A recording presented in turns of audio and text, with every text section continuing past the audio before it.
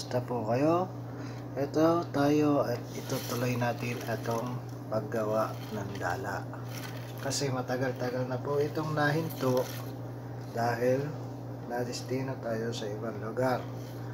Kaya ngayon, ito, itutuloy natin kasi biglang dumating yung mga magagandang isda dito sa amin. Hindi natin natapos ito kasi matagal tayong hindi nakagawa. Kaya ngayon, itutuloy muna natin habang nandito tayo sa bahay para kahit papano ay matatapos. Kaya tara guys, samahan nyo akong gumawa kaya tulungan nyo na lang ako. Kaya panoorin nyo na lang ako habang ako'y gumagawa. Diba? Yan. Ganito ang paggawa niyan. Mabusisi talaga. Kailangan mahigpit ang paghatak para pantay-pantay siya. Yan. Ganyan po. Diba? Ito nyo guys. Oh. Ito. Isa. Dalawa.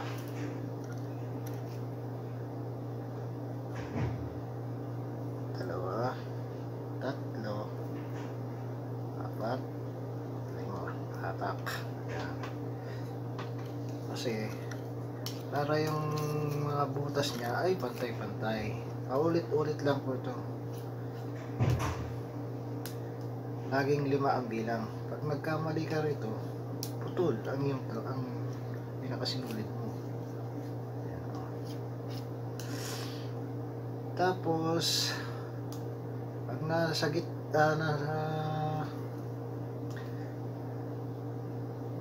ang paglagay naman ng pabigat nito, ayun ang pinakamahirap.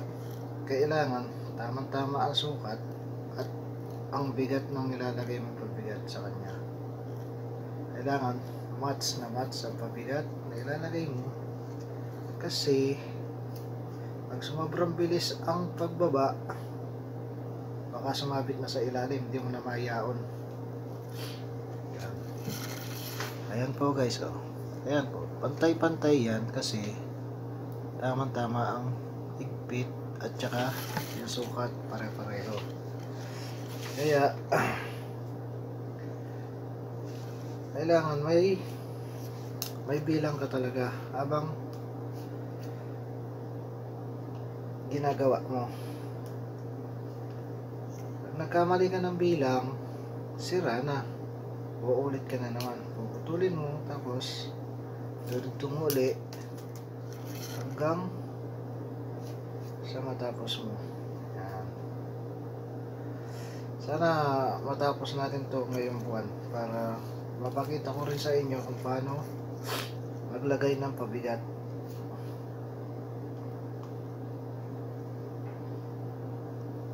Kasi ito nasa kalahati na to eh. Kaya konti na lang. Lalagyan na natin na siya ng pabigat. Tsaka pala ito guys, itong ano na to, tawag dito. Ito. Kung nakikita nyo ito. Itong ano na to. Kailangan to, itong kasunod nito ay kapantay din ng iyong ilalagay dito. Kailangan laging pantay itong dalawa na to. Ito, tsaka ito sa ibaba. Kailangan laging kapantay. Para pantay-pantay yung ang laki. Kasi pag nagkamali ka ng lagay nun, mag-iiba yung ikot. Kaya dapat habang gumagawa ka ng isang mata, bali dalawang mata pala, dalawang butas, binibilang mo rin para sakto sa sakto. Kasi ang dating doon sa dulo nito, pag hindi sila pantay, uulitin mo kung saan ka nagkamali. Lahat yun tatanggalin mo. Yan. Ganun po kahirap gumawa na lambat ng mano-mano. Pero ang tibay nito, disintibay ng gawa sa makina. Kasi ito pili ang tamsi at saka ang pabigat na ilalagay mo. Kaya ayun, mas maganda kung ikaw mismo ang pipili ng gagamitin mo para sa paggawa. So guys, dalawang butas na lang, kagaya na naman nung sinasabi ko, yung pinakasikreto niya na pampalaki, pampalapad, saka pampahaba. Yan.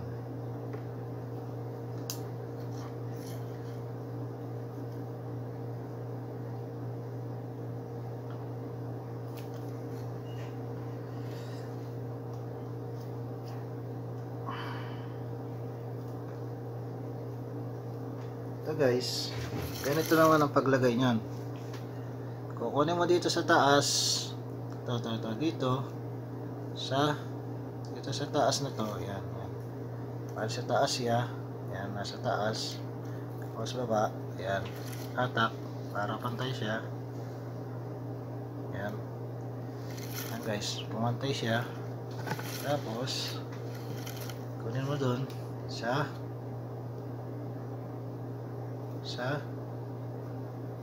dalawa, tatlo. Yan. Buhay na siya. Pantay na siya. Diba? Sa dalawa, tatlo. O, magkatapat sila. Yan guys. O, magkatapat sa dalawa, tatlo. Yan yung isa sa taas. Ito yung sa baba, bago. Ganun po siya. Dapat lagi. Hanggang sa makita po yung pinaka dulo. Ito yung pinaka dulo natin. Yan. Ito yung pinaka dulo. Dating dito, kailangan pantay din siya. Pag nagsarado, kailangan pantay na pantay. Tapos magsisimula ka rin dito rin ang tapos. Hanggang humaba ng humaba at lumaki. Hanggang dun sa paglalagyan ng pabigat. Ganun po siya katagal gawin ito. At saka ang kalaban mo rito, kung di ka mangangawit, ang kalaban mo rito guys, kasi nakaupo ka lang ng ilang oras, tapos nakatingin ka pa sa yung ginagawa, di mo alam, lumipas na pala ang oras, pero ngawit na ang likod mo. Masakit ang likod mo sa paggawa.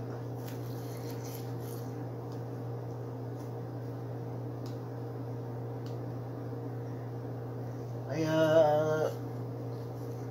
ito pilit kong tinatapos bago mag-December, mag-January, kasi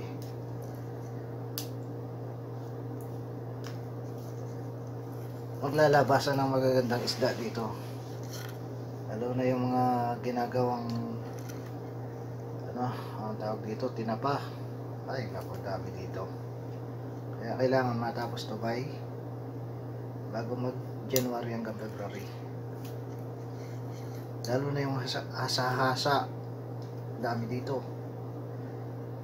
Pag natiyampuan mo yun, isang timba, isang gabay, may pang-ulam ka na, may pambenta ka pa.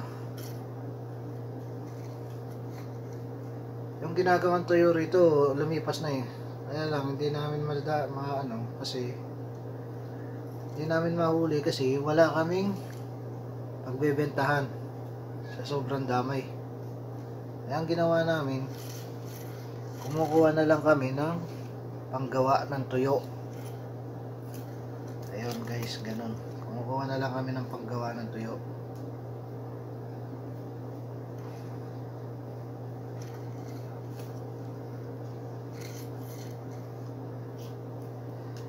Kaya yung tuyo namin dito sobra-sobra.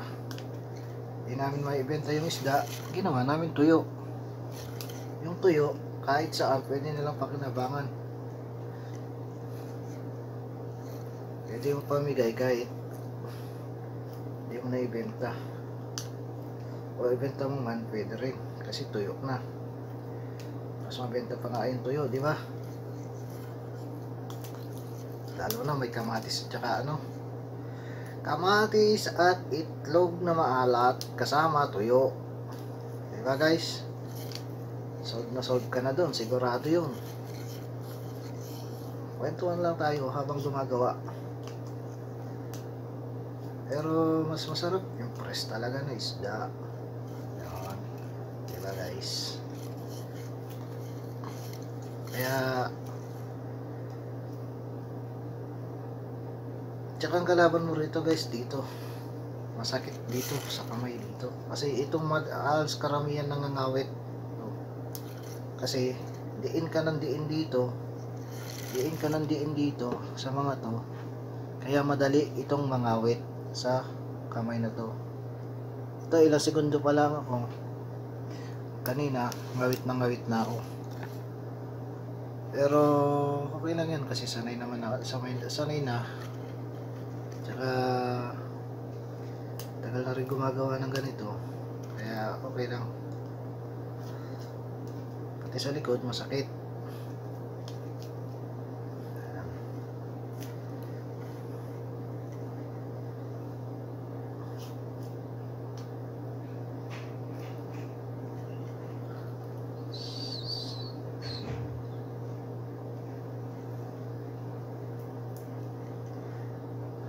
Ayan guys, mega shoutout nga pala dyan sa aking mga kasamaan dyan sa Whitetuber family.